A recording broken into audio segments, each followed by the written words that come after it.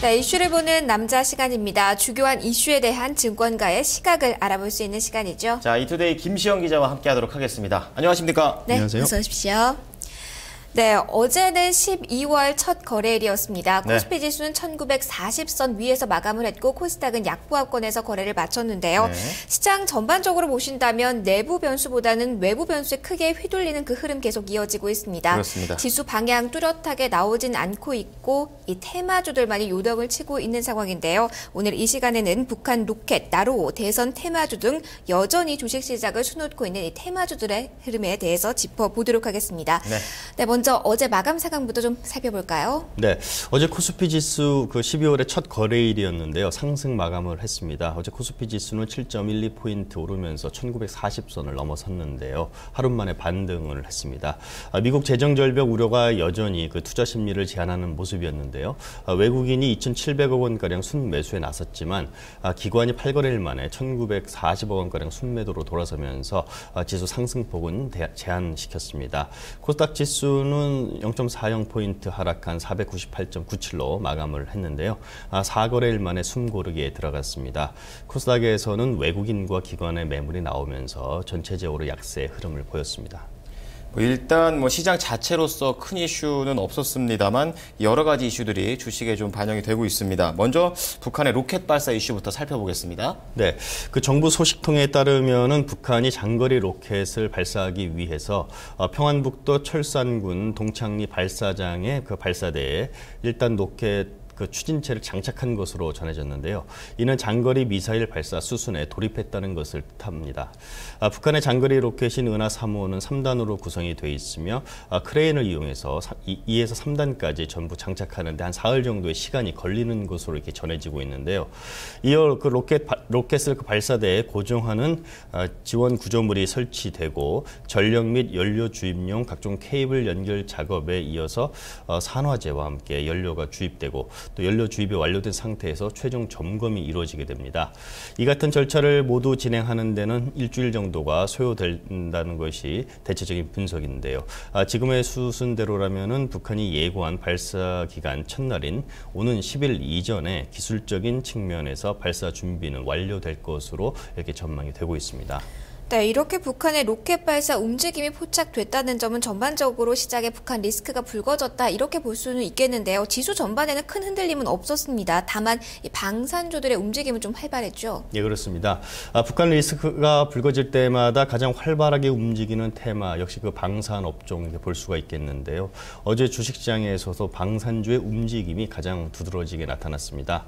북한의 위협 발언으로 방산주가 급등세를 보이면서 군함용 장비 제조업체 스페코와 또 전자전 시스템 납품업체인 빅텍이 가격 제한폭까지 올랐고요. 또 무전기 등 전술 통신 장비 등을 생산하는 휴니드도 역시 상한가를 기록을 했습니다. 이 밖에 한일단조와 바텍, 웰크론 등 이른바 방산 관련주들도 3에서 5%가량 상승하는 등 북한 리스크를 반영하는 모습을 보였습니다. 네, 최근에 주식시장에서 이 천단가 지역을 왔다 갔다 한 주가 있다면 역시 테마로 나로호를 좀 들 수가 있는데 관련 소식 좀 짚어주시죠. 예, 국내 첫 우주 발사체인 나로호의 3차 발사가 내년으로 미뤄졌는데요.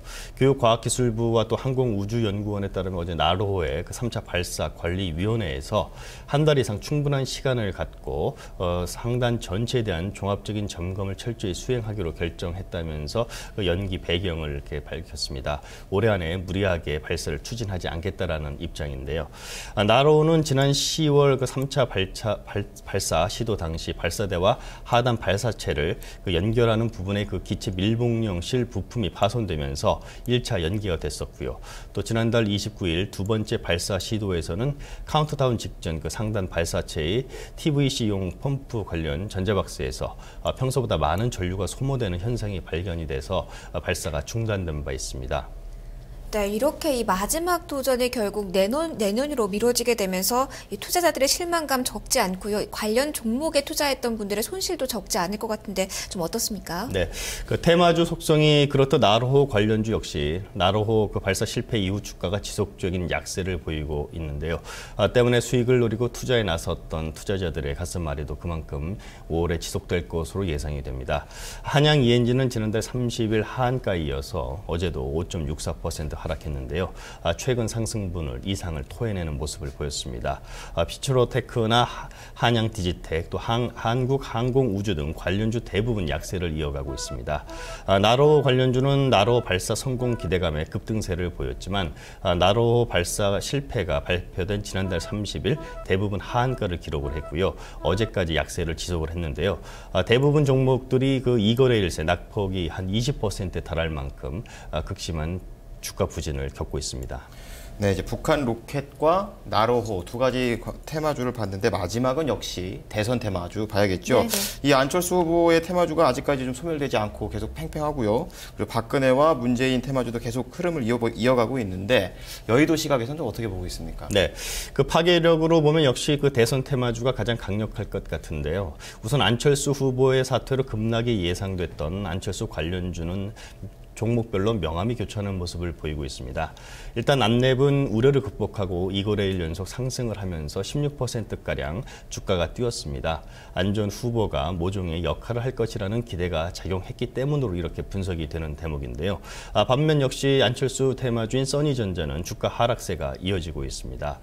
문재인 관련주인 우리들 제약과 우리들 생명과학은 어제 하락세를 좀 보였지만 주간 단위로 놓고 보면은 주가 상승률이 좀 좋은 편으로 이렇게 분석이 되고 있고요. 역시 박근혜 후보의 테마주인 이주인은 어제 3.89% 상승을 했는데요. 전반적으로 박근혜 후보의 그 지지율과 함께 좀 상승 흐름을 좀 보이는 그런 모습을 보이고 있습니다. 네, 말씀해 주신 것처럼 이 안철수 관련주들 최근 반등이 나왔는데요. 어제 또 안철수 전 대선 후보가 해단식에서 문재인 후보 지지 선언했다는 점도 이 관련주 주가에 오늘 좀 살펴보실 포인트가 아닌가 싶습니다. 계속해서 이 대선 테마주들 살펴보도록 하겠습니다. 종목에 따라서 움직임이 좀 엇갈리고 있습니다. 이렇게 다양한 테마주에 대해서 여의도는 좀 부정적인 시각을 보이고 있다고요? 네, 감독당국이나 여의도 증권가는 그 한 목소리로 테마주에 대한 경계를 그 조언을 하고 있는데요. 테마주라는 게 속성상 실체는 좀 없고 이슈몰이를 하면서 주가가 급등락하는 한계를 지니고 있기 때문입니다. 이 때문에 그 단순한 입소문에 잘못 올라탔다가는 그 손해를 보기 십상이라는 것이 한결같은 주장인데요. 감독당국이 주의 깊게 테마주의 흐름을 짚는 것도 바로 투자자들의 손실을 막기 위해서입니다. 전문가들은 단순 테마를 쫓기보다는 종목별로 업황이나 실적 등을 꼼꼼히 살펴보는 투자가 좀 필요하다 이렇게 지적을 하고 있는데요. 안철수 관련 테마주들의 움직임 바로 그런 점에서 좀 이렇게 주목해 볼 필요가 있지 않겠느냐 이렇게 생각이 됩니다. 예, 알겠습니다. 테마로 묶인 종목들의 무조건적인 투자는 좀 주의를 해야겠습니다. 네, 김시영 기자 오늘 말씀 감사합니다. 고맙습니다.